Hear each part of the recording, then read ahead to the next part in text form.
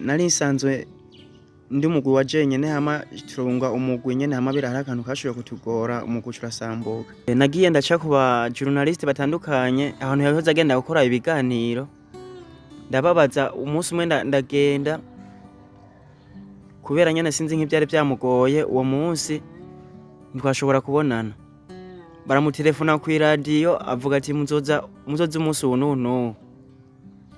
Ngiye rero uwo munsi nyene yaduhaye niho munsi twaje dushobora kubonana, turayaga nyene hama arambwira ati ndirimbira, ndamuririmbira nyene ndamwumvisha impano afise acambwira ati beti yangu bandanya uri n'impano. Hama nyene turavugana haragera naho ambwira yuko azompa collabo, nkikibimubwira ubwa mbere na mbere yarapinga akavuga ati umupezi kwe ntiyibeshe. Jewe nyene hama ambwira ati twumve indirimbo yiwawe. Indirimbo ya mbere ndayimwumvisha ijya Merana, ndayimwumvishije avuga ati peti yangu uri natara nzonzira amanyoma litano nagusomonyeretse ibisumba dorine ku muzinda panga ikarita ni wewe gusibide mu by'ubu walahi nukuyola nitagata nawe honja nyaruka na manager yamubwiye nyaruka ati no fear bad boy ibintu byose biri under control ya naramusunitse acavuga ego urakaze.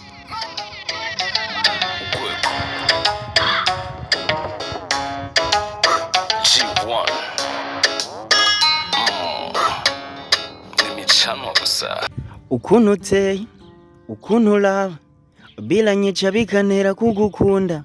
Mona Lisa, unaliza, hamwe yuko numva shaka no gusala, yeah. Nihaze ikintu kikumbuza, kikambwira ngo nkureke, baza n'abandi bamenye ko mbyumva.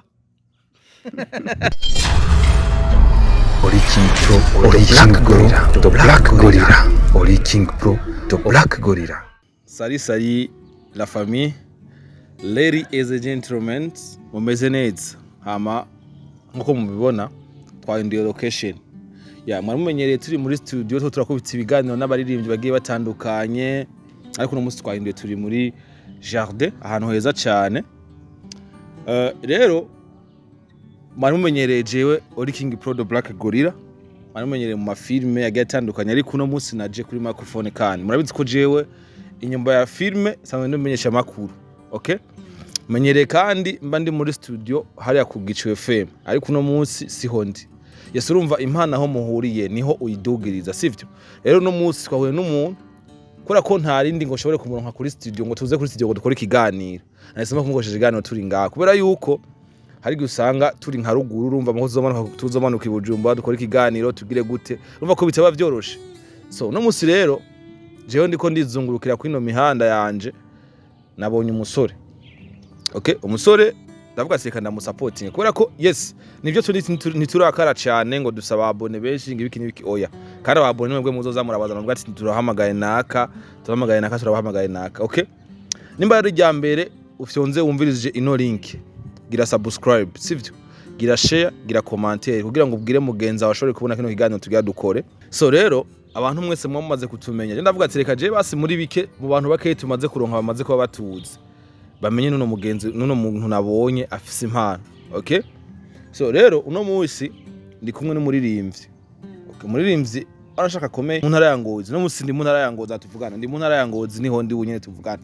Rero ndi ngaye Ngozi jewe nahuye n'umujene afise impano pe, aririmba neza sana, ariko ndavuga ati ko twoshika iBujumbura kuje gukora ibiganiro ku maradio n'ibiki, urumva no mwanya ntawo narifise, ariko ko jengena na kamera ndi kubona cameraman wanje yitwa Isuma OG aka Tembo. Two turizungurukira ngaho Ngozi tubona impano, tuvuga ati Isuma OG Tembo uno mutipe twebwe ntabantu benshi mubana tuzi wanashaka vyatari mugarazi benshi ngamamaze kumubona mu mafilme, ariko navuze ati reka uno mujama iyi mpano mbonye reka tuyereka abarundi, sivyo? No mujene jewe yanyemeje pe cyangwa ati Isuma OG Tembo twatse kamera turasa kamera, niyo mubona koresha phone na microphone nta na micro flag ya trend hitirika, ariko vuba bizoza. So rero no mujene nabonye no mutipe numaze ku indirimbo yiwe, afite indirimbo yitwa Merana kuri YouTube, ari kumwe na n'umutipe tokanga boy, indirimbo ya dirimbo na Trend Boys, ariko uwo mutipe yasohoye indirimbo imwe bica biragenda birakamangana. rero bamaze kumpa iyo link yiwe ndayumviriza ndavuga ati none umupeti kumenga arafise impano. So rero reka ndamuha ikaze kuri microphone za Trend Hit TV, hanyuma tumubaze vyinshi, araza kutubwira vyinshi, maza kuva vyinshi bigiye bitandukanye. Ndagusaba rero utaragira follow, gire follow, gire subscribe, wowe utaragira ibintu byose upartage ikiganiro ugihe mugenzi wawe, nimba ari mu gitondo nimba ari ku mugoroba, kugira ngo mudushigikire. Okay, Mr G1, turaguhaye ikaze mu bwami bwa Trend Hit TV. Asante. Yes, urameze neza? Ndameze neza cyane. Chambe na mbere kwanza Mr G1 uraberewe cyane. Merci beaucoup. Turi mu ntara ya Ngozi. Mu ntara ya Ngozi yahora yitwa Ngozi kera, ariko ubunye nibaza ko ari yagutse. So okay, ni kuvuga iki rero, turi muri Butanyerera I think. So ni kuvuga iki rero, Mr G1, turaguhaye ikaze tugushimira kuba waje kugura Trend Hit TV, ariko nagomba ndakubaze imbere yuko jewe ndakubaza ibintu byinshi. Jewe kuri no Trend Hit sinkeneye amajambo menshi, bankeneye ibikorwa. Nkeneye ume akapera y'indirimbo nabonye kuri YouTube yitwa Merana uri kumwe na Kanga Boy. Yeah.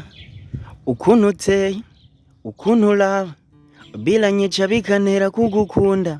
Mona Lisa, unaliza, hamwe yuko numva shaka no gusala, yeah.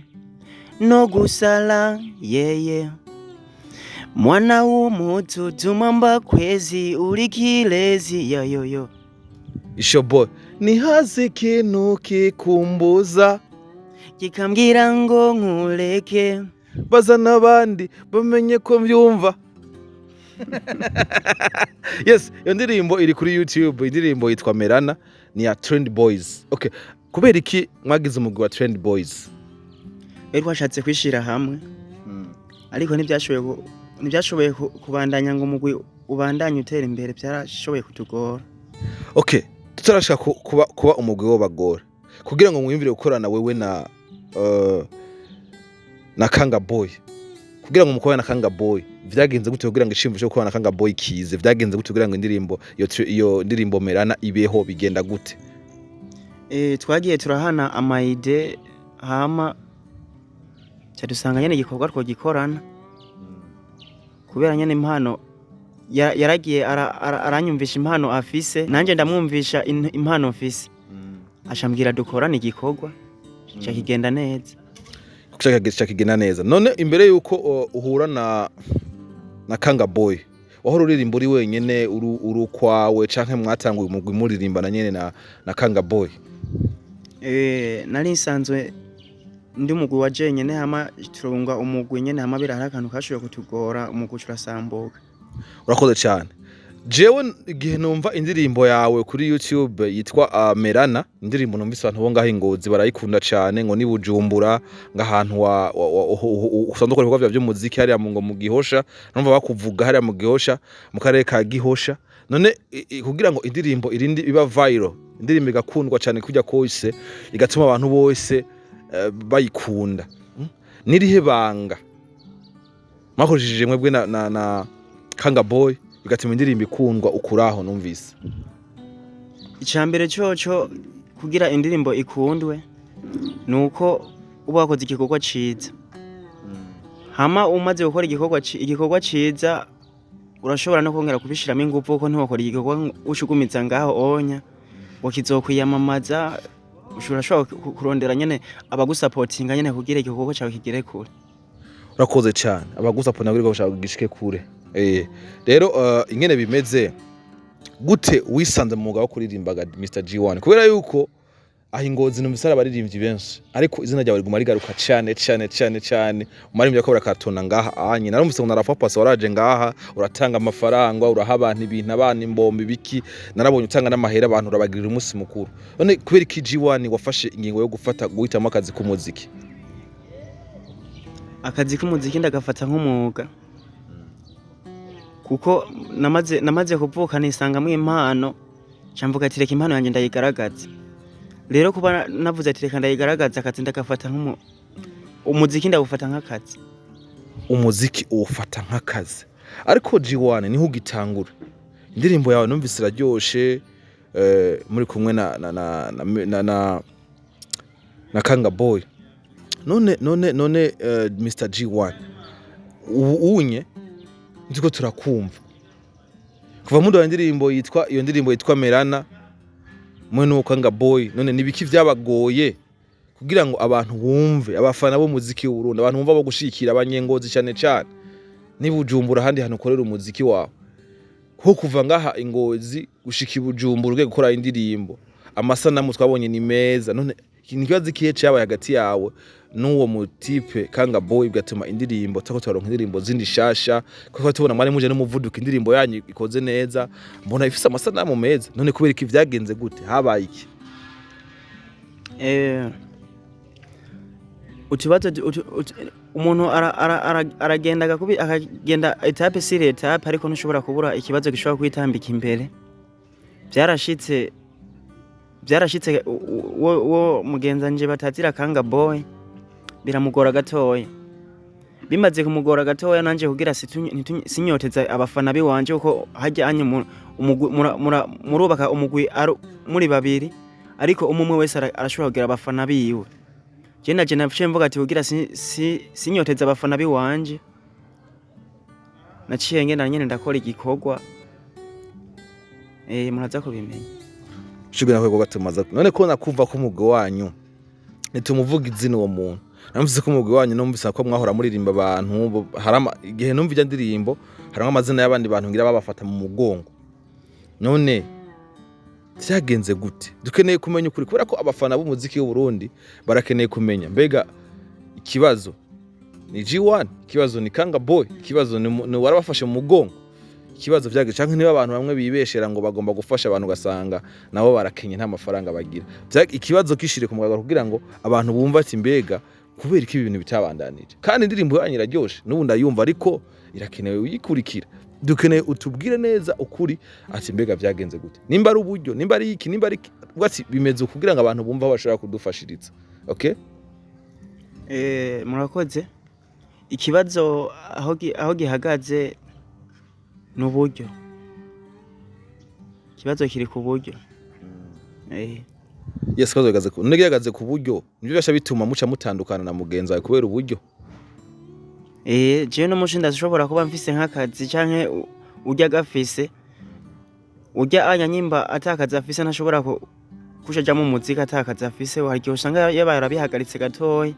Je nanje nyimba afise ubwo buryo nyene nkabona umenga urya mugenzanje ntitwokorana nawe atashizemo uburyo bukeya, kubera ku kibazo ca cyuwari karadufasha.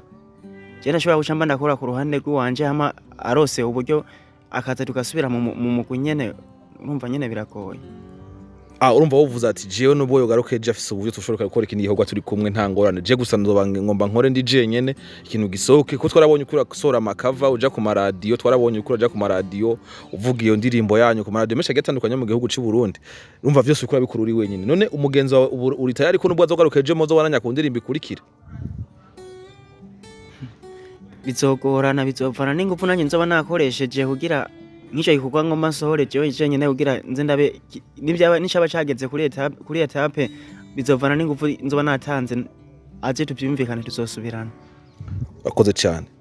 Hamatata ntakurandiriye, shaka utubwenze neza akarere uvukamwo umutumba, kugira ngo kutozogusanze ngaho Ingozi twumvise indirimbo yitwa Merana, ariko twumvise n'ayandi makuru turaza kuyakubaza mu kanya. Ushaka kutubwira abantu kadondorera mbega kugira wisange mu muziki vyagenze gute, uva mu ntari yahe, mu muryango w'abana bangahe, izina ryawe ni G1 turarizi, mugabo dukeneye kumenya biography yawe. Sanzwe mvuka mu ntara ya Ngozi, ubunya barayihinduye yitwa Butanyerera. Mvuka muri komine Busiga, intara ya Butanyerera.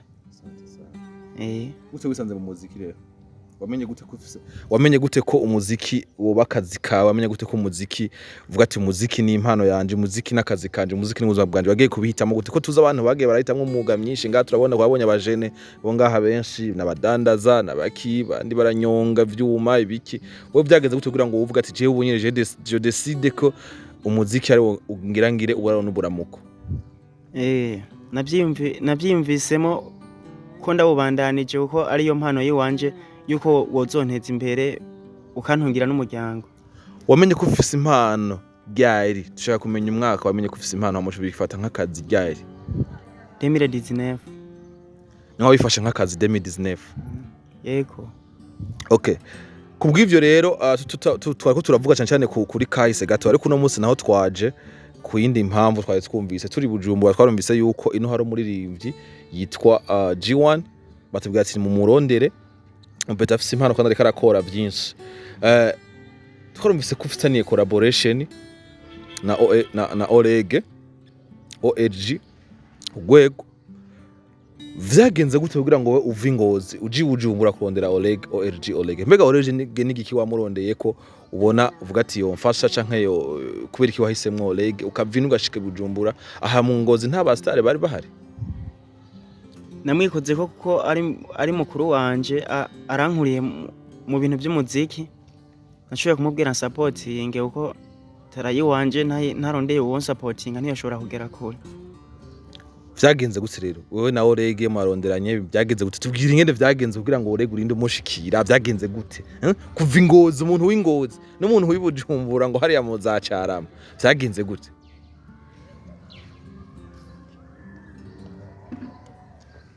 nagiye ndaca kuba journalist batandukanye ahantu yahoze agenda gukora ibiganiro ndababaza umunsi umwe ndagenda kubera nyene sinzi nk'ibyari byamugoye uwo munsi ntwashobora kubonana baramutelefona ku radio avuga ati muzoza umunsi uno ngiye rero uwo munsi nyene yaduhaye niho umunsi twaje dushobora kubonana turayaga nyene hama arambwira ati ndirimbira ndamuririmbira nyene ndamwumvisha impano afise ashambwira ati beti yangu bandanya uri ni impano hama nyene turavugana haragera naho ambwira yuko azompa collabo hama nyene igikorwa nyene kiri muri studio nyene twaragikoze video naho nyene niyo twimirije nyene gukora indirimbo audio yaraheze ukiraho hafi byarahoroheye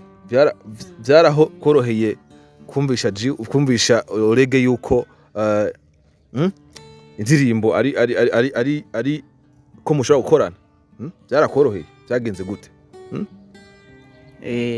nk'iki bimubwira ubwa mbere na mbere yarapinga akavuga ati umupezi kwe ntiyibeshe jewe nyine ambwira ati twumve indirimbo yiwawe indirimbo ya mbere ndayimwumvisha ijya merana ndayimwumvishije avuga ati peti yangu uri natara yaciye agenda anyemereye collab kwemera collab okay uno mwanya turiko turabitahura gufata indirimbo nawe rero kandi kiri naco hari ukuntu umenga urakanye man this is a microphone kandi nta muririmbyi atinya microphone okay dukeneye uduhe akapera gatoyi akantu gato gusa hiyo ndirimbo yanyu na Oleg kugira ngo twumve neza yuko rega hari abantu bariko baravuga ko uri kuribeshera abantu b'abafana b'Ibujumbura bambwiye ati gene muwaze G1 Ngozi ariko aribesha nta ndirimbo afitanye na Oleg wewe nigiki wokora tuvugisha turirimbira akantu gatoyi kandi uje muri vibe uje muri mood hama twumvisha iyo ndirimbo yawe nuwo mujama ndirimba ku ndirimbo twakoranye na Oleg cyangwa ndirimba kuri kapera cy'indirimbo sanzwe naranditse wewe cyubona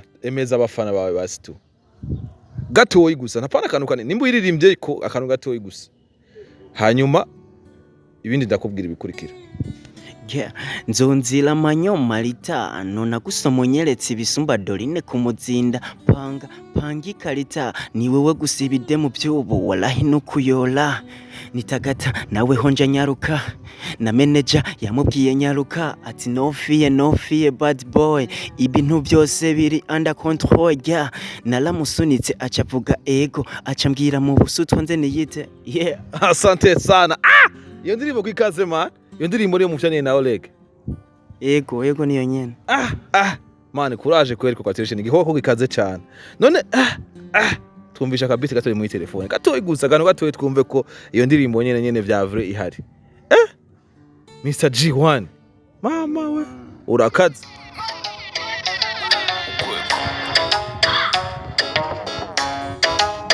G1 nimechano gusa asante sana iyo ndirimbo kwikaze bana yes nibaza ko muzoyumviriza kuri YouTube hama rero kwanza felicitation kweri kandi courage G1 merci beaucoup none indirimbo ubu watubwiye ko indirimbo audio yaheze amasanamu none gute indirimbo twizege izosohoka ari audio izosohoka ari visualizer izosohoka ari inde bimeze gute indirimbo izosohoka ari video indirimbo izosohoka ari video wa muhungu uripanze indirimbo rero twizege ko ishobora gusohoka nkajya rigoreranye indirimbo irashobora gusohoka dufate uno munsi turiro truwa z'ukwa gatanu indirimbo irashobora gusohoka nko mu matariki nka 25 canke hagati ya 25 na 28 irashobora kuzoba yagiye hanze. Asante sana. Yes, nigiki rero abakunzi b'umuziki w'u Burundi bokwitega kuri G1 canke nigiki nawe usaba abakunzi b'umuziki w'u Burundi muri rusange? Ico bonyiteka ko bashobora kunyiteka ko bishasha. Hama ico ndabasaba nyene bakasupportinga nyimba ari nko mu manager ushobora kuza nyene akabishiramo kuboko bivanye n'impano kuko ntushobora kugenda gufasha umuntu utabona tara imuriko urashobora kubona umuntu ukavuga tujya mu petali na tara reka ndabenda mu supporting kuko nina mu supporting ndabona ntanazogera. Yes, abafana bawe ba G1 bakunda umuziki wawe nigiki rero ubemereye nigiki babwira badashidikanya kugira ngo bavuga ati dutegure imiriro bimeze gute kuri YouTube kuri Instagram hehe bahe program bahe location ndabaha programa y'intuzenyaye haba kuri Facebook haba no kuri YouTube haba no kuri ku marezo sociaux atandukanye bazogenda nyene barabona ibiganiro tugenda ndakora icyo ndabasaba nuko bonshigikira. Yes, mwamaze kumva yuko ari kuja kuri YouTube mukandika Trend Boys. Yes, sivyo YouTube iracari kujya ku mugwi Trend Boys bagende bandike Trend Boys kuri YouTube kuri Facebook nawe witwa gute G1MB hama kuri Instagram yose wandika G1MB guma wa mutoya na TikTok hose. Yes. Wamaze kumva yuko abakunzi b'umuziki w'u Burundi gena mushikira no mujene ni Mr G1 G1 kuri YouTube kuri YouTube mwandika Trend Boys hama kuri G1 wenyene kuri Facebook ni G1 hama hantu hose ni G1 hama G1 ko twumva ibikorwa byawe uriko urakora bisaba gafaranga akanoti kuva Ingozi gushika BJ kuri ya studio ya audio kuri ya video wa muhungu uripanze inyuma y'umuziki ukora kahe kandi kazi ariho dukorwa nyene ko ku ruhande nyene ngenda ndakora gusa nyene nta birenze sinshimye kubivugira hano kuri ino TV. Asante sana ariko twumve yuko abo kwifuza kugushigikira ko ugikeneye n'ubundi support. Yes, ndayikeneye support y'uburyo support y'ikibabwira abantu bose bumva ico bashobora kugufasha. Yes, iyi ni microphone kandi iyi ni platform nini ya cyane. Ni support y'uburyo uko uburyo mfise nibwo nshobora kungeza aho nshaka. Yes, nimba ari umuntu akaratwumwe cyane karaba kino higaniro yakunze impano ya G1 ni umusore afise umwete akora cyane. Support him nanje ubwanje urabona navuye mu Bujumbura nza ngaha anyingozi kugira ngo ndamurabe G1 kugira ngo dukore kino kiganiro nanje ni support nakoze nakonsomye ibitoro ndi kumwe na cameraman wanje. Yes, Mr Tembo ni Isma OG K Tembo behind the camera ni mu cameraman mwiza cyane abikora neza sana mu brother wanje umuji wanje twavuze tika dufate tubwire support supporting no mujene. So rero kubwivyo aka kajambo wobwira barako barakumviriza cyangwa ko barakuraba ngaha kuri Trend TV. Abafana banje no babwira nuko ndabakunda nibo ba boss biwanje ntabafise ntaho noshobora kugera. Icyo ndabasaba nuko baguma bakurikirana ibikorwa by'iwanje kuko nibo ba boss banje. Urakoze cyane. Abari biyumvira ngo G1 yaratubeshe indirimbo mwayumvise ari kumwe na Oleg Ugwego mwayumvise indirimbo audio yaraheze. Amasanamu ariko arakorwa vuba turayabona kuri kamera za Trend Boys. G1 ndakubwira ati big up sana. Merci sana. Mr G1 nakubali mzee. Asante. Yes sir. Nakubwira yuko kandi waruberewe gose nakubwira ati big up sana Mr G1. Reka nakubwira ati reka turangize igano cyo no munsi ngaha. Nakubwira yuko uwo mushikira G1 hama kuri YouTube naho kandika tweguka du supportinga ni Trend TV. Hama ibintu bigasha bigenda bikaba fresh. Reka nakubwira ati ubundi munsi tuzugutumira baza kuzogaruka.